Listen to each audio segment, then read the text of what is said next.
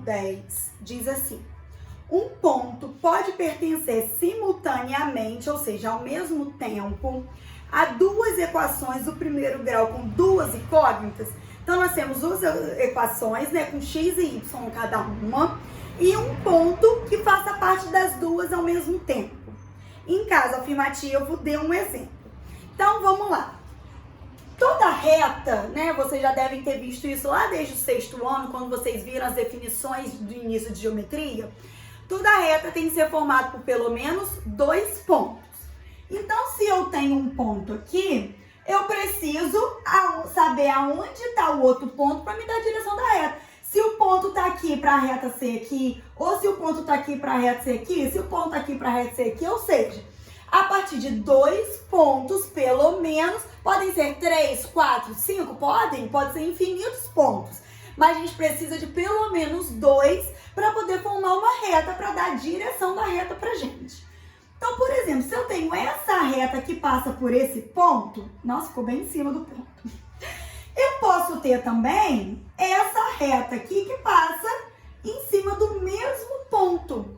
Posso ter uma outra reta que vai passar também em cima desse mesmo ponto. Eu posso ter várias retas que vão passar em cima de um mesmo ponto. Então, um mesmo ponto pode sim pertencer a outras equações do primeiro grau de duas incógnitas, né, x e y, que a gente está falando nos eixos, né? Então, pode sim pertencer. Então, a resposta é sim. E pediu para dar um exemplo. Por exemplo, a gente tem um ponto 1 e 1. Que esse ponto 1 e 1 faz parte da equação x mais y igual a 2.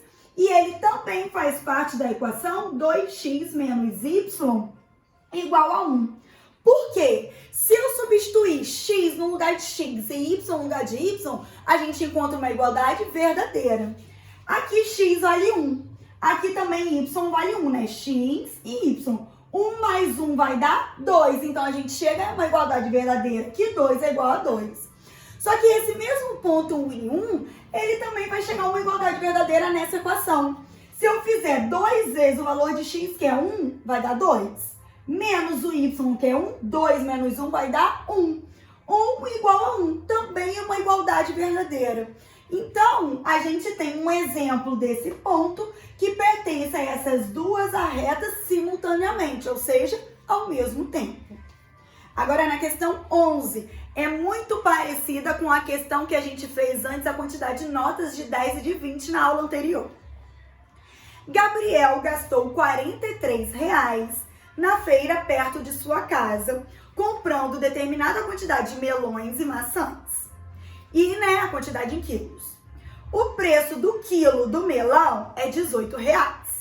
O preço da maçã, do quilo da maçã, é R$8. Chamando a quantidade de melão de X e a quantidade de maçã de Y, monte a equação que descreve tal situação. Então, ele comprou X melões, né? X é melões. X melões, eu não sei a quantidade, sendo que valia R$18 o quilo. Então, a gente não pega a quantidade e multiplica pelo quilo por 18? Então, mas ele comprou Y maçãs, que eu não sei quantas foram, a R$8 o quilo. Quando ele comprou essa quantidade de melões e essa quantidade de maçãs, eu sei que ele gastou R$43. Agora, só para ficar arrumado bonitinho, a gente escreve o número na frente da letra. Então, 18x mais 8y igual a 43. Então, eu tenho essa equação que vai representar essa situação. Na B, levando em consideração que as incógnitas x e y podem assumir seus valores em um determinado conjunto numérico. Então, igual a gente pensou lá para a quantidade de notas poderiam ser quais valores, a gente também vai pensar aqui para a quantidade de melões e maçãs para depois traçar o gráfico que representa geometricamente essa equação. Então, a quantidade de melões e de maçãs, ou seja, os valores de x e y, só podem ser números positivos. Então, eles podem ser qualquer valores reais, tá? Só que eu posso comprar qualquer valor. Só que não pode ser negativo. Não tem como ir lá pedir, moço, me dá menos 2 melões? Moço, me dá menos 5 maçãs? Não tem como. Então, a gente só vai usar os valores positivos, porque ou eu não compro melão e maçã, ou eu compro, números positivos de melões e de maçãs. Então, o conjunto numérico que vai fazer parte é o conjunto dos reais, porém, só os reais positivos, porque a gente não compra quantidades negativas, ok? Então, pediu para representar essa equação graficamente. No exercício que a gente fez anteriormente na questão 9, já dava pra gente lá o quadrinho bonitinho, valores de x que o livro já trouxe, a gente substituiu, encontrou y, que a gente já tinha os pares ordenados. Aqui não foi dado pra gente esse quadrinho, então a gente vai ter que montar o nosso quadrinho. Então eu vou ter que botar valores para x, os que eu quiser da minha cabeça. Esses valores de x pode ser qualquer um, tanto esses que estavam no livro, botaram qualquer valores para x que a gente substituiu. Se a gente não quisesse usar esses que deu no livro, na questão 9, usasse outros valores de x, ok, a reta ia ser a mesma, porque a reta tem infinitos pontos que passam por ela. Então, a reta não foi formada só por causa desses valores de x que o livro deu. Poderiam ser outros também. Então, valores de x a gente pode dar qualquer um. É só substituir e encontrar o y correspondente. Então, vou dar valores de x, os que a gente quiser, como assim o livro deu os que ele quis. Vou encontrar o y correspondente quando a gente substituir. Assim, a gente vai encontrar o par ordenado, x, y, para ir lá no gráfico e substituir. Lembrando que os valores que eu vou botar em x e y não vão ser valores negativos. Não posso botar pelo menos menos 1, menos 2, menos 3, porque a quantidade de x e de y, ou seja, de melões e de maçãs, não vai ser negativo. Por isso que eu já arrumei até aqui o gráfico sem ter parte negativa, porque eu não tenho quantidade de melões negativos nem quantidade de maçãs negativas. Nosso gráfico vai estar só nessa parte positiva, tá? Melões e maçãs, quantidade positiva dos dois. Então, eu vou escolher 0, que 0 é sempre um número legal para colocar. Eu sempre gosto de substituir por 0. E vou botar o outro 1,5. Se você não quiser fazer com esses dois números, você pode fazer com outros, que você vai ver que a nossa reta vai estar no mesmo lugar, vai ter o mesmo sentido, vai passar pelos mesmos pontos, tá? Os pontos que eu tô colocando e você não colocou, mas de qualquer maneira vai fazer parte da sua reta. Ou os pontos que você vai colocar e eu não coloquei, mas de qualquer maneira vai fazer parte da minha reta, tá? Podem ser infinitos pontos, eu tô escolhendo um, você pode escolher outro. Então vamos lá, eu tenho essa equação, tenho que substituir x. Quando a gente substitui x por 0, vamos lá, vou fazer a conta aqui embaixo. Substituindo x por 0. Então, nós temos 18 vezes x, que é 0, mais 8y igual a 43. Se eu multiplico por 0, some, né? Então, a gente fica com 8y igual a 43, y igual a 43 dividido para 8.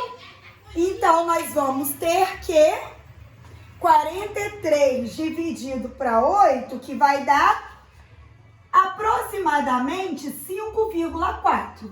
Então, vamos botar aqui 5,4. Então, 0 com 5,4. Agora, vou substituir x por 1,5. X é igual a 1,5. Então, vai ficar 18 vezes 1,5 mais 8y igual a 43. 18 vezes 1,5, que vai dar 27, mais 8y igual a 43. 8y igual a 43 menos 27, que vai dar 16. E quando a gente faz y é igual a 16 dividido para 8, a gente encontra 2. Então, aqui nós temos um ponto, 1,5 e 2. Lina, mas por que você botou só dois valores para x? Se lá na questão 9, o livro deu 3 valores para x. Como eu disse para vocês aqui em cima, uma reta precisa ser determinada por pelo menos 2 pontos. O livro deu 3, sem problema. Se a gente fizesse a conta só com 2, tivesse 2 pares ordenados, a gente traçaria a reta da mesma maneira. Então, se você quiser botar mais outros valores de x para encontrar outros pares ordenados, ok também. Mas a gente precisa de pelo menos 2 pontos para traçar essa reta. Então, vamos lá agora marcar os pontos, tá? Então, 0x, na direção 0 de x, eu vou encontrar com 5,4. Então, tá mais ou menos como se aqui fosse o 6, mais ou menos a metade aqui, tá aqui, ó, bem abaixo da metade, o 5,4. Então, na direção do 0, eu vou subir até chegar no 5,4. E no 1,5, 1,5 tá aqui na metade, entre 1 e 2. Eu vou subir até chegar na direção do 2. Então, tá aqui. Marcar pontos ainda não temos gráfico. Então, agora com a régua, nós vamos traçar ali. Então, régua, cor da caneta diferente do eixo, qualquer cor que não seja preto. Então, a gente vai lá e traça o gráfico. Qualquer outros valores que você pôs aqui, mas de qualquer maneira eu tenho certeza que seu gráfico ficou nesse sentido, passando por esses lugares no eixo. Então, esse é o gráfico que vai representar essa equação. Só que ele pediu o gráfico que representa a situação. Como eu disse para vocês, toda reta é infinita. Então, a gente sempre vai passar, né, dos pontos para poder representar que ela é infinita, que ela cresce infinitamente para os dois lados.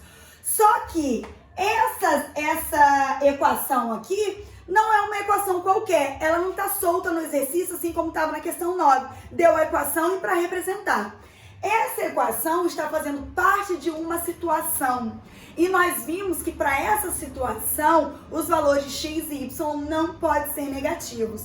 Então, para essa situação, porque essa equação não está solta numa questão, ela faz parte de um problema.